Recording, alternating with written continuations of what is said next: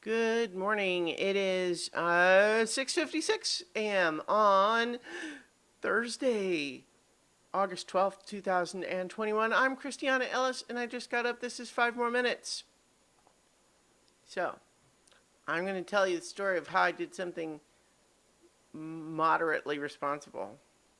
Or rather, uh, it's not even so much that what I did was responsible as much as I chose not to do something irresponsible, right?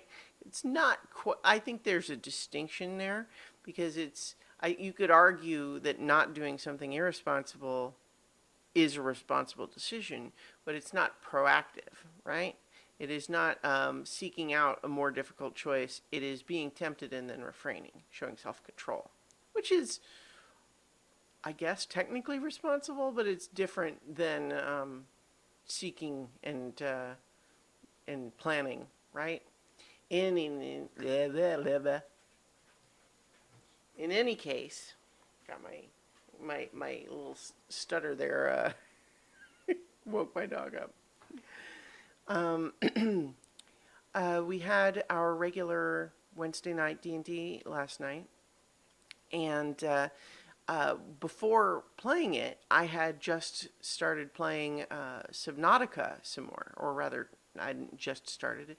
I had been playing it for a little bit before it was time to play D&D, and I had just gotten to a really exciting part of that game. If you're not familiar, it is a sort of survival slash exploration game, first person, set on like a water planet where most of what you're exploring is underwater, and it's um, a little suspenseful, a little scary in spots, but I think probably how scary you find it depends a lot on just how scary you find, you know, you're in the ocean and it's too dark to see much farther than whatever's right in front of you, and you're hearing noises in the background. What is that? Oh my god. Which could be pretty scary, but like your tolerance may vary on that. But in any case, part of what dominates the horizon anytime you're above the surface since the very beginning of the game is this enormous wreck of the starship that crashed that left you stranded here. And it's always been something that you could just go over there, but then, at first, radiation's too high, you can't go over there until you build radiation suit. Oh, but then you know what? There's a bunch of fires, and so you can't really get through that area unless you build a fire extinguisher. And like, oh, you know what? There's a door that's sealed closed. You're going to have to cut through it, so you're going to need to make a laser cutter. And so a lot of those things prevent you from exploring it. And I had been doing lots of other stuff, but then I realized yesterday, hey, you know what? I think I have all the things that I need.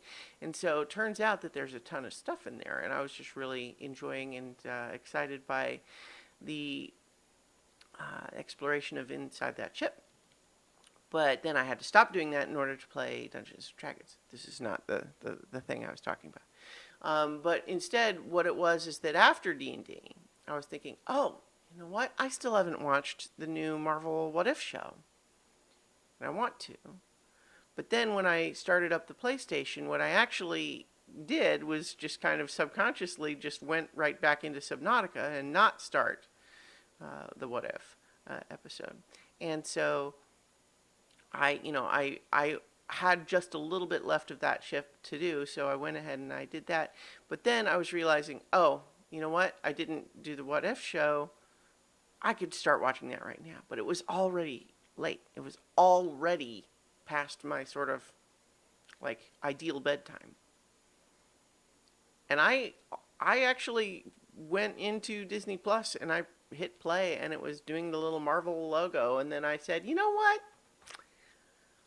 I should probably not do this cuz I'm going to be more tired in the morning." And sure enough,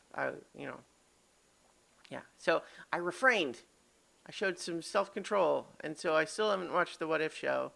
I could have, but I just didn't because I chose to do other things. I'm looking forward to it, but I haven't seen it yet. As opposed to some of the previous Marvel shows where, like, I don't know. I think part of the desire to watch the previous Marvel shows, like to get up early on Wednesday and watch them, The only reason I didn't this time is partly just because this is a busy week at work, so there's that. But also just, I think the others, like, my concern was that there might be spoilers, whereas this one, being inherently an Elseworlds story, I'm less worried about spoilers, I guess. In any case, Subnautica is good. D&D is good. Going to bed, not too late, good. And with that, I'll talk to you tomorrow for 5 more minutes.